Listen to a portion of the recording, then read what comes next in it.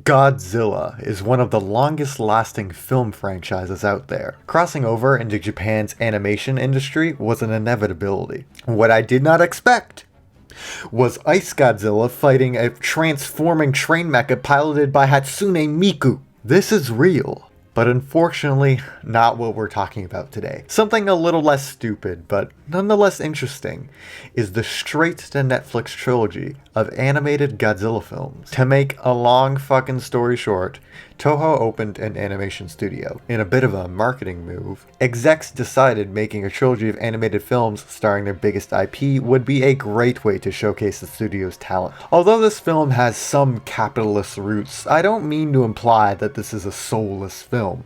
The production team was given a lot of freedom. This allowed them to bring Godzilla into a domain that he's never been before. The future!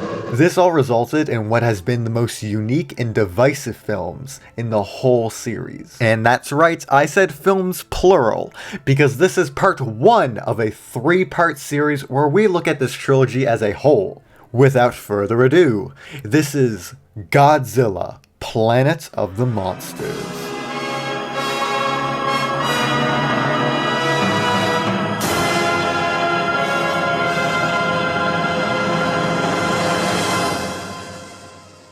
The movie opens with our protagonist, Haruo, threatening to blow up a landing shuttle with a bomb. I will blow up this shuttle! Wow, what a guy. This shuttle is being sent to the planet below to establish a colony, and with a crew made entirely of the elderly.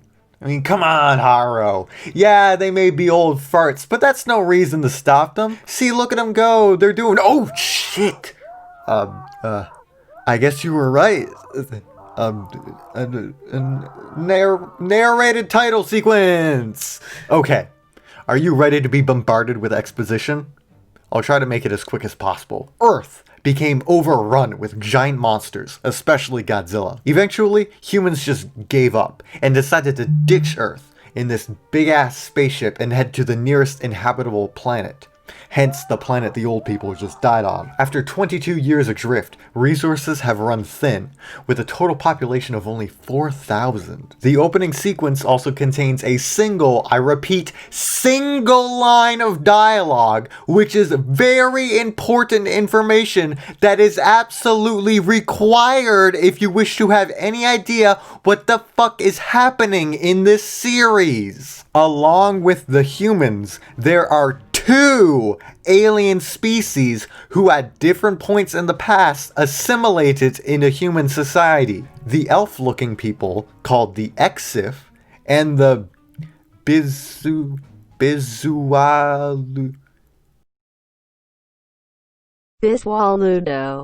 who look like Ganondorf. Did you get all that? Good. Haruo is now in prison for, the bomb thing. I will blow up this shuttle!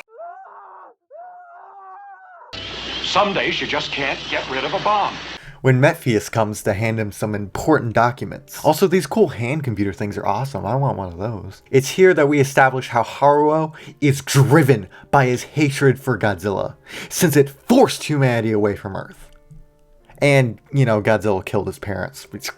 That happened. Since the whole inhabitable planet thing was a bust, the Central Committee is forced to make a tough choice. With resources so low, it's unlikely another habitable planet can be found before they all starve to death. With no other options, a return to Earth is decided upon. Metphies uses his Gamatron to calculate a course, predicting that when they return, 1,000 years will have passed on Earth due to time dilation. I don't want to talk about it in depth until we get to the 3rd movie, but basically all of the Exif are super religious, and some of them have these things called Gamatrons that are basically computers powered by God.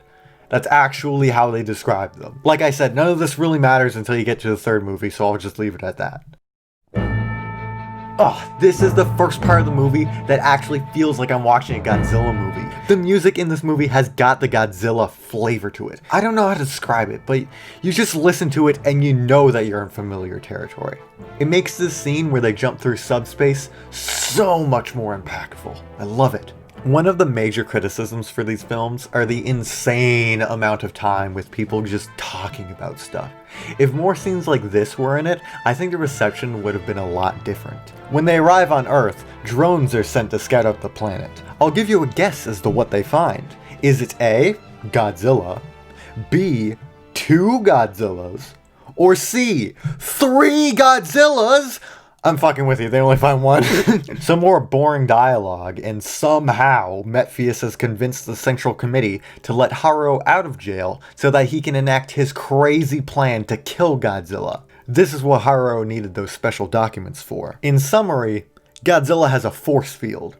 Every now and then, for a fraction of a second, it lowers. When this happens, they plan on destroying the organ that produces this field to leave Godzilla defenseless. Attack its weak point for massive damage. It's monster hunting time! But not before the mission's commander expresses his distrust for Haruo.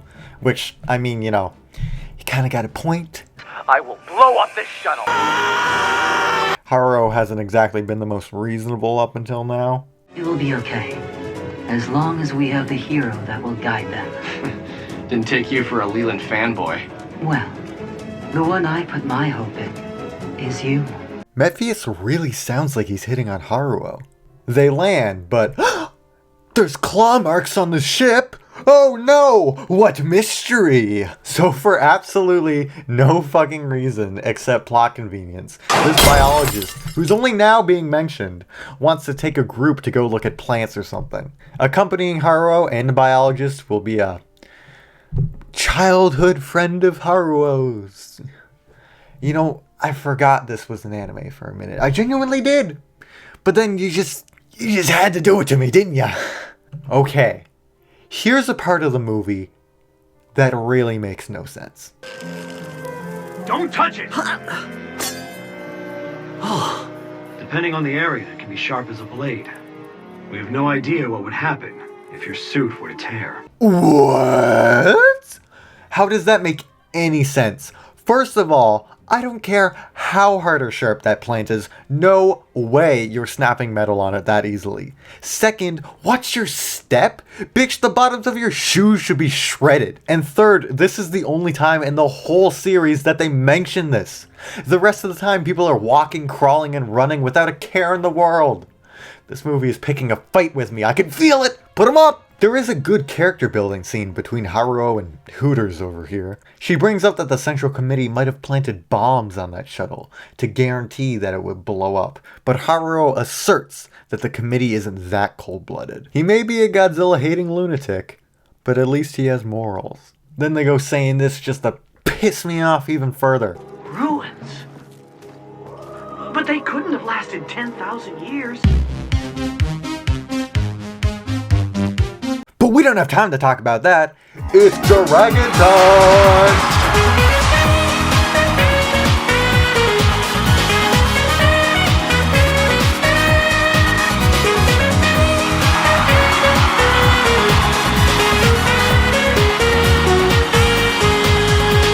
After such an unexpected attack that was only unexpected if you were asleep, seriously, they foreshadowed it 3 separate occasions, the commander decides that a retreat is the best strategy. I mean, fair enough, bro, let's pack it up, see you later, colony on the moon, sounds great to me, let's go! Metphies points out that in order to retreat, they need to pass through Godzilla territory. So if they just happen to encounter Godzilla, and just happen to get the final pieces of data, they might as well enact the plan. How convenient! And wouldn't you fucking know? There he is! Metphies unlocks Haruo's cuffs, and his reaction is priceless. Run, Haruo. Do as your soul cries out to do. Yeah. Haruo steals the hoverbike, tries to kamikaze Godzilla. But then his commander is like, no, let me heroically sacrifice myself. Now, they finally know that Godzilla's force field is generated from his dorsal fins. Yeah, I thought they already knew that too. Since the commander is now dead, all of his authority falls to Metphies, who without hesitation hands all of his power over to Haruo. Haruo then immediately breaks out into a motivational speech. Maybe putting him in charge was a good decision, because he seems to be a very focused and determined leader. Perhaps it's fate that today is the 4th of July, and you will once again be fighting for our freedom. Not from tyranny, oppression, or persecution, but from annihilation. We're fighting for our right to live. But as the day when the world declared in one voice, we will not go quietly into the night, we will not vanish without a fight, we're going to live on. We're going to survive. Today, we celebrate our Independence Day.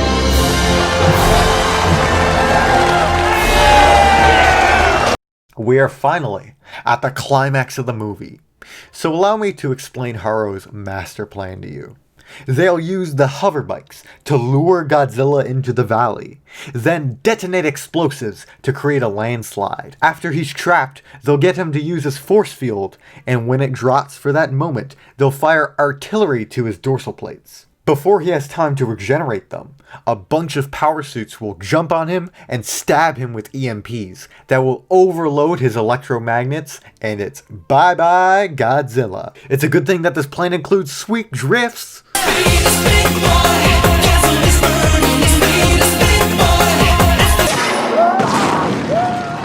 I gotta admit, this is one of the 2 scenes in this movie that isn't boring me to sleep with dialogue and exposition. During these action scenes, it is genuinely exciting. Like how they need to use the transport shuttles to create a path, putting their only way off the planet in jeopardy. So, for no reason, Haruo is suddenly like, "No, Hooters, you can't pilot the power suit, it's like suicide." Like he's okay with all the other power suit pilots dying, but he cannot let her die because she's a forced romantic interest. So the plan goes as planned. I actually wrote that, didn't I? And Godzilla, hooray, the day is saved! Just to rain on the parade, the biologist shows up again and be like, "Lamau, there's more than one Godzilla!" And on cue, the real Godzilla emerges from a mountain, far bigger than the last one, and clearly pissed. It quickly destroys the forces and leaves Haruo trapped under the rubble. Well, that was certainly a film. As a standalone production, it kind of falls flat. Most of the movie, and I mean most of the movie, is simply people standing around talking about Godzilla, talking about their strategy, talking about how the Earth has changed. If someone doesn't care about the Godzilla name and just wants a fun, entertaining movie, I wouldn't recommend it. As part of a trilogy, well, we'll see how the next movie stacks up in another video. There's going to be videos in between these ones, so don't worry about getting 3 weeks straight of Godzilla videos. I'm not that crazy. Anyway, stay safe, stay beautiful. I'll see you next week. Bye-bye.